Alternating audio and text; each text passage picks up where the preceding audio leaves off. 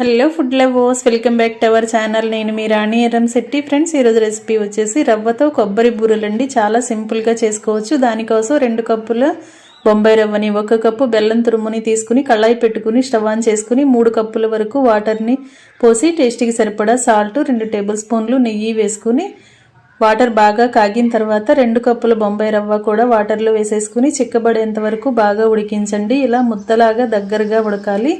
ఈ కళాయిని పక్కన పెట్టుకుని 1 కప్పు బెల్లం తురుముని, 1/2 కప్పు వాటర్ని పోసి బెల్లాన్ని బాగా కరిగించండి. బాగా కరిగిన తర్వాత స్ట్రైనర్తో మనం ఉడికించుకున్న కొబ్బరి స్వీట్లోకి, రవ్వ స్వీట్లోకి వేసేసుకుని 2 టేబుల్ స్పూన్లు తెల్ల నువ్వులు, కొంచెంగా నెయ్యిని వేసుకుని చేతికి పిండి అంటుకోకుండా కొంచెం ఆయిల్ని కూడా వేసుకుని పిండిని బాగా ముద్దలాగా కలిపి 1 కప్పు కొబ్బరి తురుము కూడా వేసుకుని పిండిని బాగా కలిపి ఇలా మీకు కావాల్సిన సైజులో బూరెల్లాగా ఒత్తుకుని డీప్ ఫ్రై చేసుకోండి. పూర్తి వీడియో ఛానల్కి వెళ్ళి చూడండి. Thanks for watching.